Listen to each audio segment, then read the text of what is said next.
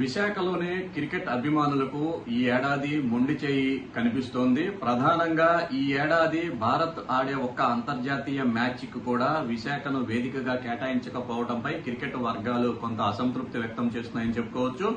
అలాగే ఐపీఎల్లో కొన్ని మ్యాచ్లైనా విశాఖకు కేటాయిస్తారు అని ఆశగా ఎదురు చూసిన అభిమానులకు నిరాశ ఎదురైంది. గత 2 సీజన్లలో ఢిల్లీ క్యాపిటల్స్ తన హోమ్ గ్రౌండ్ గా విశాఖను ఎంపిక చేసుకోవడంతో ఢిల్లీ కొన్ని మ్యాచ్లను విశాఖ కేంద్రంగా ఆడింది. అయితే ఈసారి ఢిల్లీ క్యాపిటల్స్ విశాఖ కేంద్రంగా ఆడటానికి మొగ్గు చూపకపోవడంతో ఐపీఎల్ మ్యాచ్లు కూడా ఇక్కడ జరగటం లేదు. గతంలో ఢిల్లీ, బెంగళూరులో నీటి సమస్య ఎదురైనప్పుడు ప్రత్యామ్నాయ కేంద్రంగా వారు విశాఖను ఎంపిక చేసుకున్నారు. ఈ ఏడాది అటువంటి సమస్య ఏమీ లేకపోవడంతో వాళ్లు తమ సొంత గ్రౌండ్లోనే ఆడుకునేందుకు మొగ్గు చూపుతున్నట్లుగా తెలుస్తుంది. ఇక భారత్ ఈ ఏడాది మొత్తం 22 మ్యాచ్లు భారత్ లో ఆడనుంది. వీటిల్లో 5 టెస్టులు, అలాగే 9 వన్డేలు, 8 టీ20 మ్యాచ్లు ఉన్నాయి. ఈ 22 మ్యాచ్లకు సంబంధించి 17 వేదికలను బీసీసీఐ సెలెక్ట్ చేసింది. ఈ 17లో కూడా విశాఖ లేకపోవడంతో క్రికెట్ అభిమానులు తీవ్ర నిరాశ చెందుతున్నారు.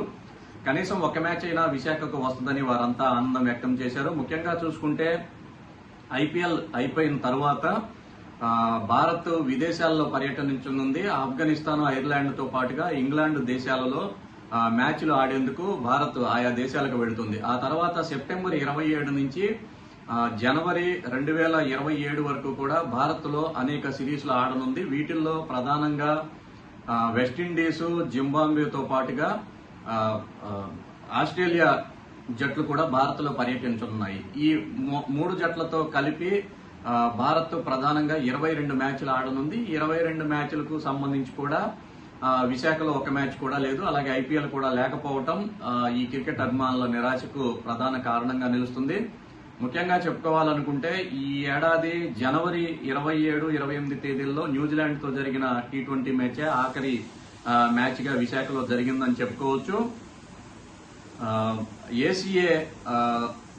ఏసీఏ కార్యవర్గం మారిన తరువాత విశాఖ స్టేడియాన్ని ఆధునీకరించారు. సుమారు 50 కోట్ల రూపాయల వరకు కూడా వెచ్చించి ఆధునిక లిఫ్ట్లను, సీటింగ్ కెపాసిటీని మెరుగుపరచడం, అలాగే ఎలివేషన్ మరింత సుందరంగా తీర్చిదిద్దడం వంటి పనులన్నింటినీ కూడా నూతన పాలక మండలి చేపట్టింది. ఆ తర్వాత మహిళలకు సంబంధించిన వరల్డ్ కప్ జరిగింది. ఇక్కడ ఈ 3 మ్యాచ్లు వరల్డ్ కప్ కు సంబంధించి జరిగాయి. ఆ తర్వాత ఒక వన్డే మ్యాచ్, ఇంటర్నేషనల్ మ్యాచ్, ఒక టీ20 మ్యాచ్ జరిగాయి.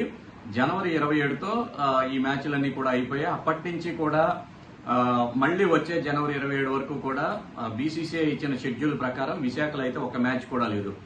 మరోవైపు వచ్చే మే నెలలో 4 రాష్ట్రాలకు సంబంధించి ఎన్నికలు జరగనున్నాయి. ఈ కోవలో ఐపీఎల్ సెకండ్ సీజన్ అంటే సెకండ్ షెడ్యూల్లో ఏమైనా మ్యాచ్లు విశాఖకు కేటాయిస్తారనే ఒక ఆశ అయితే విశాఖ క్రికెట్ అభిమానులు వ్యక్తమవుతుంది. ఏసీఏ పాలక వర్గం కూడా 1-2 మ్యాచ్లు కనీసం విశాఖ కేంద్రంగా జరిగేటట్టు చూడాలని అందరూ కోరుతున్నారు. ఇప్పటికే హైదరాబాద్ లో కొన్ని మ్యాచ్లు జరిపేందుకు నిర్ణయించగా విశాఖలో కూడా 1-2 మ్యాచ్లు నిర్వహిస్తే క్రికెట్ అభిమానులకు ఎంతో సంతోషంగా ఉంటుందనే అభిప్రాయం అయితే స్థానిక క్రికెట్ అభిమానులు గాని, క్రికెట్ క్లబ్ల నిర్వాహకులు గాని కోరుతున్నారు.